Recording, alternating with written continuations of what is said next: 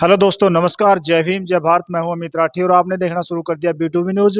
तो साथियों, फिलहाल नरवाना के अम्बेडकर भवन में हम मौजूद हैं, जहां पर प्रबुद्ध भारत फाउंडेशन के द्वारा आज 16वीं प्रतियोगिता का आयोजन किया गया। बहुत से सेंटर हरियाणा के अंदर बनाए गए, लेकिन फिलहाल हम नरवाना से कवरेज कर पा रहे हैं।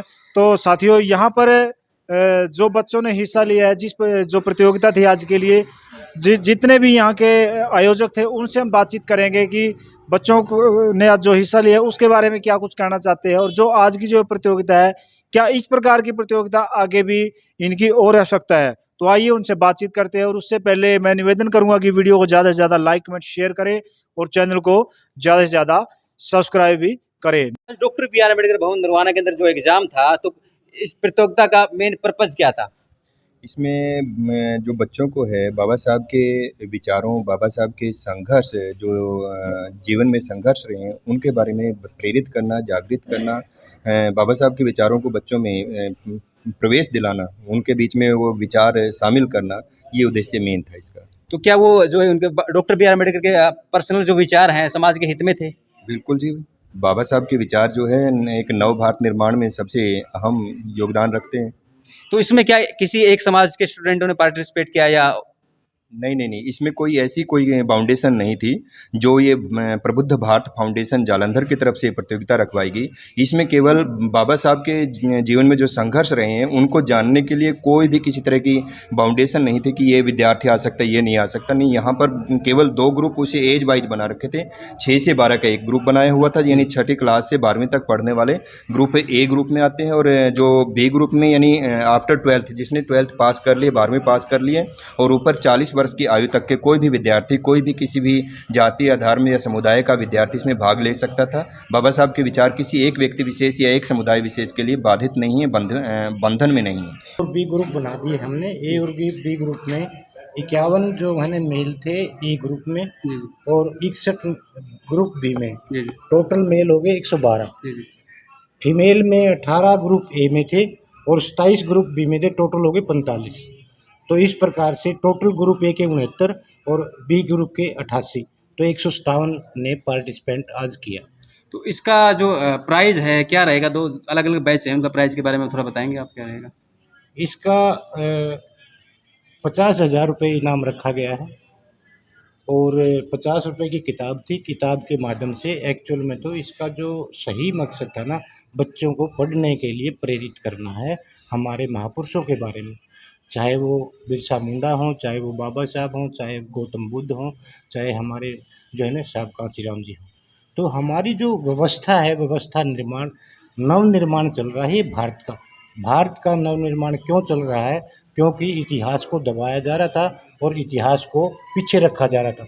हम इतिहास को दोबारा से मतलब है ना लोगों के बीच में ले जा करके और ऐसी ऐसी छोटी छोटी प्रतियोगिताएं करके पूरे भारत में मतलब है ना वे हमारे इतिहास के बारे में बच्चों को जनाएंगे। सर, आपको क्या लगता है कि जैसे बाबा साहब अम्बेडकर ने जाति धर्म से ऊपर उठकर मानवता के हित में कार्य किया, सबको एक कर दिया, तो बच्चे अगर इसके बारे में पढ़ते हैं तो बच्चों में कैसा आप उत्साह या किस तरह की प्रेरणा आपको देखने को मिलेगी?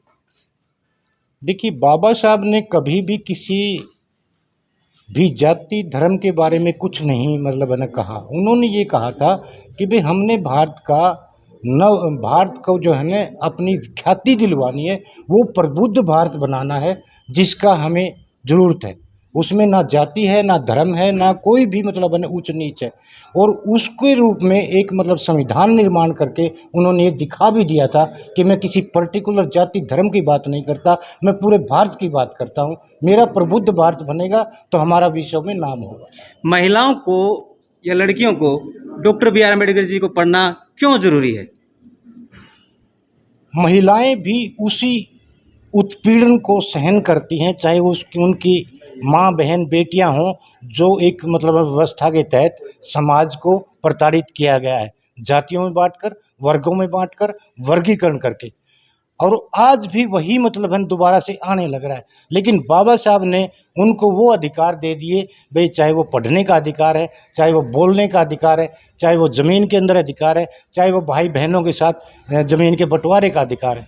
तो वो सारे अधिकार बाबा साहब ने हमारे इसके माध्यम से, अपने संविधान के माध्यम से सभी को एक समान कर दिया। मंडल साहब, आज की प्रतियोगिता के बाद बच्चों में क्या कुछ बदलाव आने की संभावना है? मान्यवर, ये जो सवाल है आपका, उसमें बच्चे तो ऑलरेडी मतलब है ना परिवर्तित हो चुके हैं। जब उन्होंने वो किताब पढ़ी है जो हमने किताब उनको दी है, बाबा साहब के बारे में जाना है, पेरियार के बारे में जाना है, उन्होंने सब जितने भी हमारे महापुरुष हैं उनके बारे में जाना है, तो इसलिए परिवर्तन की जो बात है वो तो परिवर्तन तो होगा ही, अवश्य ही होगा। और प्रकृति का नियम भी है साहब, प्रकृति का नियम है परिवर्तन। सर लास्ट में अपना इंट्रोडक्शन जरूर दीजिए। मैं doctor Praveen Kumar, retired SDO agriculture, Narwana. Sir, आप संदेश क्या देना चाहते हैं आज? मैं संदेश बाबा साहब के जो 3 मूल मंत्र हैं, शिक्षित बनो, संगठित हो और संघर्ष करो। हम शिक्षित हो गए, संगठित होने की कोशिश कर रहे हैं और फिर उसके बाद संघर्ष करेंगे। तो हम जो है ना शिक्षा के ऊपर ही अभी पूरा हमारा फोकस है। तो इसलिए क्या लगता है, इस प्रकार की जो प्रतियोगिता है वो निरंतर होनी चाहिए? बिल्कुल, मैं ये मानता हूँ कि इस प्रकार की प्रतियोगिताओं से बच्चों के अंदर एक कॉन्फिडेंस आएगा, उनके अंदर एक मतलब ना हमारे भविष्य को वो बनाने के लिए और हमारा जो इतिहास था उसको जानने की प्रक्रिया में वो हिस्सा लेंगे और भविष्य में हम नवनिर्माण करेंगे भारत का। वही प्रबुद्ध भारत हमने तैयार कर। इसका रिजल्ट कब तक आ जाएगा सर एग्जाम का? 26 अक्टूबर को इसका रिजल्ट बता रहे हैं हमारे चांदीराम जी। तो मुझे मतलब इस बारे में नहीं पता था भाई कितने तारीख को आएगा, लेकिन इनका 26 अक्टूबर को रिजल्ट वो कह रहे हैं आ जाएगा। थैंक यू सर, आपने इतना शुक्रिया कीमती सर। समय हमें दिया।